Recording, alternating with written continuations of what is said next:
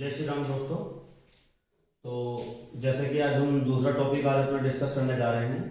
Topic का नाम है टाइप्स ऑफ शेयर कैपिटल, मतलब अंश पूंजी के प्रकार। ठीक है, बहुत सारे बच्चों को इसमें भी कंफ्यूजन रहता है कि पूंजी आखिर होती कितने प्रकार की है। मतलब कंफ्यूजन रहता है शुरुआत से ही, जब से हम पढ़ रहे हैं हमें यही नहीं पता चल पाता कि अंश पूंजी है कितने प्रकार की। तो टोटल आज हम पढ़ेंगे कि अंश पूंजी हमारी कितने प्रकार की होती है। ठीक है, कल हमने आपको अंश पूंजी समझाया था।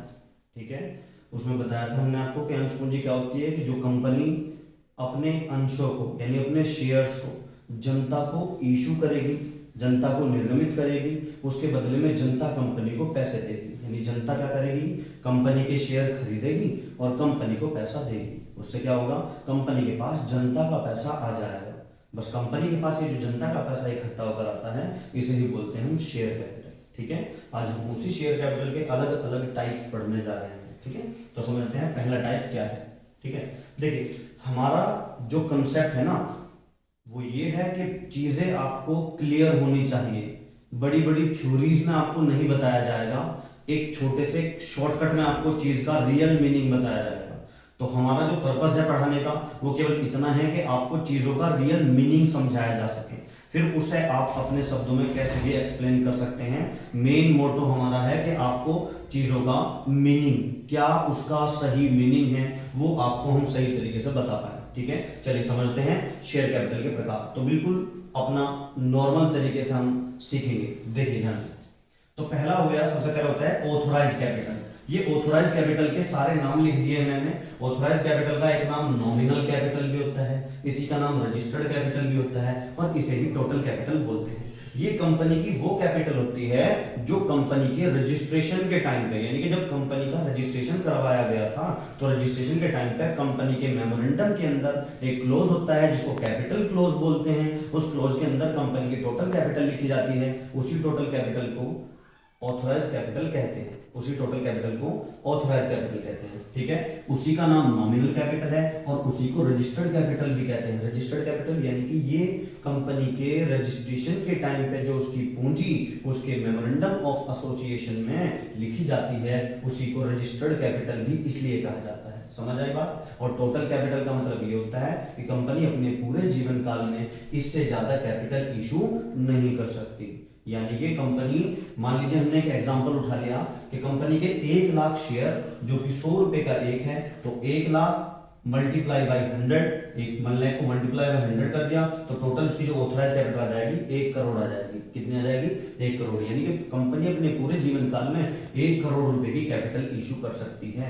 अब क्वेश्चन इसके साथ एक छोटा सा क्वेश्चन ये उठता है कि क्या कंपनी हमेशा 1 करोड़ की कैपिटल के साथ ही व्यापार करेगी, इसको बढ़ा नहीं सकती है? तो इसका एक सिचुएशन होती है, वो सिचुएशन होती है कि कंपनी अगर चाहे तो अपनी ऑथराइज कैपिटल को बढ़ा सकती है, लेकिन सेबी की परमिशन लेने के बाद। अब ये सेबी क्या होती है, भारत के अंदर एक संस्था काम करती है, सरकार, भारत सरकार के अंतर्गत, इसको बोलते हैं SEBI, security exchange board of India. Security exchange board of India पूरी डिटेल में मैं किसी एक लेक्चर में आपको इसको समझा दूंगा क्योंकि ये अपने आप में एक बड़ा टॉपिक है। ठीक है, फिलहाल इसकी परमिशन लेने के बाद कंपनी चाहे तो अपनी ऑथराइज कैपिटल को बढ़ा सकती है, यानी कि ऑथराइज कैपिटल को भी बढ़ाया जा सकता है। ठीक है, ये हो गई हमारी ऑथराइज कैपिटल। अब कंपनी क्या करेगी, ये कंपनी अपनी पैसे की आवश्यकता के अनुसार, पैसे की नीड के, जैसे जैसे कंपनी को पैसे की नीड होगी, फंड की नीड होगी, वैसे वैसे कंपनी क्या करेगी, इस ऑथराइज कैपिटल में से थोड़े से शेयर निकालेगी और जनता को इशू कर देगी। जैसे कि हमने एग्जांपल में उठाया कि कंपनी ने इन 1 लाख शेयर में से 20 लाख शेयर, 20,000 शेयर, कंपनी ने 1 लाख शेयर में से 20,000 शेयर निकाले और उनको जनता को इशू कर दिया। ठीक है, तो इस कैपिटल का नाम आ गया इशूड कैपिटल। इस कैपिटल का नाम आ गया इशूड कैपिटल, यानी निर्गमित पूंजी, जो जनता को निर्गमित की गई है, जो जनता को इशू की गई है, उसे ही इशूड कैपिटल कहा जाता है। कितने, इसमें से 20,000 शेयर निकाले, 100 रुपए का है, तो 20 लाख रुपए की हो गई कंपनी की इशूड कैपिटल। ठीक है, इसी में से निकाले। अब कंपनी की अगली जो कैपिटल है उसको बोलते हैं सब्सक्राइब्ड कैपिटल। ऐसा जरूरी नहीं है कि कंपनी ने जितने शेयर इशू किए सारे के सारे जनता उसको खरीद ही लेगी। ठीक है, ऐसा जरूरी नहीं है। कभी कभी ऐसा होगा कि कंपनी ने शेयर इशू करे 20,000, लेकिन जनता ने एप्लीकेशन भेजी केवल 18,000 की, यानी कि जनता केवल 18,000 शेयर ही खरीदना चाहती है। तो इसमें से हम क्या करेंगे, ये जो 20,000 शेयर हमने इशू किए थे, इनमें से एप्लीकेशन केवल 18,000 शेयर की प्राप्त हुई कंपनी को, तो इसको कह देंगे, इसको कह देंगे सब्सक्राइब्ड कैपिटल, यानी प्रार्थित पूंजी। यानी जितनी पूंजी के लिए लोगों ने प्रार्थना भेजी है, प्रार्थना पत्र भेजे हैं, एप्लीकेशन भेजी है, उसी को बोलते हैं सब्सक्राइब्ड कैपिटल, जो जनता के द्वारा सब्सक्राइब की गई है। तो ये 18,000 शेयर 100 रुपए का है, 18 लाख रुपए सब्सक्राइब्ड कैपिटल कहलाएगी। ठीक है, अगली कैपिटल का नाम है कॉल्ड अप कैपिटल। ऐसा जरूरी नहीं है कि कंपनी 100 के 100 रुपए, जैसे कि 100 रुपए की कैपिटल थी, 100 रुपए का एक शेयर था, कंपनी का एक शेयर 100 रुपए का था, ऐसा जरूरी नहीं है कि कंपनी 100 के 100 रुपए एक साथ ही जनता से मांग लेगी। कभी कभी ऐसा भी होता है, कभी कभी नहीं, मोस्टली सिचुएशंस में ऐसा होता है कि कंपनी 100 रुपए कभी एक साथ नहीं मांगती, इनको धीरे धीरे कंपनी किस्तों में मांगती है, जैसे application, allotment, first call, second call, final call, ऐसे कर करके इनको किस्तों में पैसे मांग सकती है कंपनी। तो हमने वैसे ही अपना एक एग्जांपल उठा रखा है, तो इसी में हमने मान लिया कि यही जो 18,000 शेयर जनता ने एप्लीकेशन भेजी थी खरीदने के लिए, जनता ने 18,000 शेयर, तो वो शेयर हमने 100 रुपए का एक था, लेकिन कंपनी ने अभी उस पर केवल 80 रुपए मांगे हैं। कितने रुपए मांगे हैं? 80 रुपए। तो 18,000 इंटू मल्टीप्लाई बाई 80, 18,000 18,000 इंटू 80, ये हो जाएगा 14,40,000, यानी 14,40,000 रुपए। 14,40,000 रुपए कंपनी की कौन सी पूंजी कहलाएगी? Called up capital. Called up माने जितने की कंपनी ने याचना की है, याचना माने मांगी है, कंपनी ने इतने कैपिटल लोगों से अभी मांगी है, सारी नहीं मांगी है। ठीक है, तो इसको बोलते हैं कॉल्ड अप कैपिटल। ये इसी सीरियल में आप अगर पढ़ेंगे तो ज्यादा आसान रहेगा, क्योंकि सारी एक दूसरे से जुड़ी हुई है। ठीक है, उसके बाद अगली कैपिटल है हमारे पास पेड अप कैपिटल।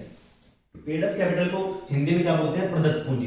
प्रदत्त पूंजी का मतलब कंपनी की जेब में कितना पैसा, प्रदत्त माने आ चुका, कंपनी की जेब में शेयर इशू करने के बाद कितना पैसा आ चुका, उसको बोलते हैं प्रदत्त पूंजी, यानी पेड अप शेयर कैपिटल। कभी कभी ऐसा होता है, ऐसा जरूरी नहीं है कि कंपनी ने शेयर इशू किए और जनता ने सारे के सारे ही वो शेयर खरीद लिए हो और सारे पैसे जनता ने कंपनी को भिजवा दिए हो। कभी कभी कुछ शेयर होल्डर ऐसे भी होते हैं, कुछ अंशधारी ऐसे भी होते हैं जो डिफॉल्टर होते हैं। मतलब ये कि वो कुछ पैसा कंपनी को दे देते हैं और कुछ पैसा रोक लेते हैं कंपनी का। ठीक है, कंपनी इनको कम से कम 14 दिन का नोटिस देती है और 14 दिन का नोटिस देने के बाद उनके शेयरों को फॉरफीचर कर लेती है। ये भी अपने आप में एक अलग टॉपिक है, किसी दिन इसको भी हम समझा देंगे। फिलहाल हम समझते हैं कि ये पेड अप कैपिटल होती क्या है। तो कंपनी ने कॉल्ड अप कैपिटल कितनी कॉल्ड कर रखी थी? 14,40,000, लेकिन एक शेयर होल्डर ऐसा था, उसके पास 1,000 शेयर थे, उसके पास 1,000 शेयर थे और उसने 20 रुपए की एक कॉल का पैसा नहीं दिया, 20 रुपए की एक कॉल का पैसा नहीं दिया, बाकी सारे उसने दे दिए, 20 रुपए उसने नहीं दिए। तो 14,40,000 कंपनी ने जनता से मांग रखा था, लेकिन एक शेयर होल्डर जिसके पास 1,000 शेयर थे, 20 रुपए के हिसाब से उस आदमी ने 20,000 रुपए कंपनी को नहीं दिए। ठीक है, तो ये कॉल्ड अप, इसमें से कॉल्सिंग एरियर, इसको बोलते हैं कॉल्सिंग एरियर। ये मैंने लिख रखा है यहाँ पर कि कॉल्ड अप कैपिटल में से कॉल्सिंग एरियर, हिंदी में इसको बोलते हैं अदत्त याचना, यानी कि ये याचना अभी हमें प्राप्त नहीं हुई है, यानी जितनी कैपिटल हमने मांगी थी उसमें से कुछ लोगों ने पैसे नहीं दिए, तो उसको बोलते हैं कॉल्सिंग एरियर।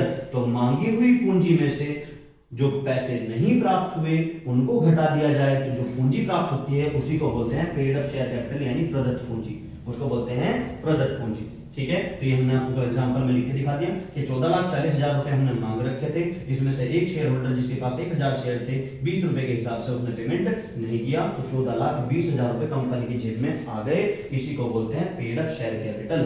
याद रहे, कंपनी जनता को जो अंश पूंजी निर्गमित करती है उसके बदले में कंपनी जनता को जो भुगतान करती है उसको डिविडेंड बोलते हैं। डिविडेंड मतलब लाभांश, लाभ का अंश, यानी कि जो शेयर होल्डर है वो कंपनी के स्वामी होते हैं, मालिक होते हैं, तो मालिकों ने कंपनी के अंदर पैसा लगाया, उसके बदले में कंपनी क्या कर रही है? उसके बदले में कंपनी उन मालिकों को कुछ रिटर्न दे रही है, उस रिटर्न को ही डिविडेंड बोलते हैं। तो डिविडेंड इसी पूंजी पर कैलकुलेट किया जाता है, जो डिविडेंड होता है वो इसी पूंजी पर कैलकुलेट किया जाएगा, कैलकुलेट किया जाएगा।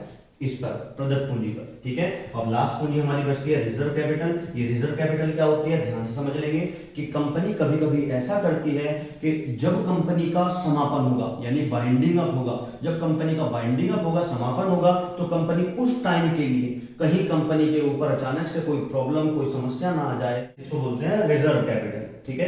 ये रिजर्व कैपिटल क्या होती है, कंपनी कभी कभी ऐसा करती है कि अपनी पूंजी का एक हिस्सा ऐसा छोड़ देती है जो कंपनी ने जनता से नहीं मांगा। जैसे कि मैंने इसमें एग्जांपल में लिख रखा है कि कंपनी ने 18,000 शेयर, जनता ने एप्लीकेशन भेजी थी, 100 रुपए का एक शेयर था, लेकिन कंपनी ने मांगे केवल 80। कितने मांगे, 80, यानी कि 20 रुपए कंपनी ने नहीं मांगे। तो कंपनी क्या करती है, जब उस कंपनी को ये 20 रुपए अभी जरूरत नहीं है, अभी नीड नहीं है, कंपनी को लगता है मुझे अभी इसकी आवश्यकता नहीं है, तो कंपनी इन 20 रुपए को जनता के ऊपर ही छोड़ देती है, ये कहकर कि जब कंपनी का समापन होगा, कंपनी की एंडिंग होगी, कंपनी का खत्म कर दिया जाएगा कंपनी को, उस टाइम पर अगर पूंजी की आवश्यकता पड़ती है, पैसे की आवश्यकता पड़ती है, तो आपसे ये पूंजी उस टाइम पर मांगी जाएगी। इसी को बोलते हैं रिजर्व कैपिटल यानी संचित पूंजी। अर्थात ये वो वाली पूंजी है जो कंपनी केवल अपने समापन के समय पर ही मांग सकती है। तो कंपनी इसको इमरजेंसी के लिए रोक कर रखती है, तो कंपनी को इमरजेंसी में इसकी समापन के टाइम पे इसकी जरूरत पड़ेगी तो कंपनी मांग लेगी, अदरवाइज नहीं मांगेगी, ठीक है। तो ये हमने आपको पूंजी के प्रकार पढ़ा दिए। आई होप कि आपके समझ आया होगा, और अगर समझ आया तो प्लीज आगे फॉरवर्ड कीजिए, ठीक है, और लाइक कीजिए वीडियो।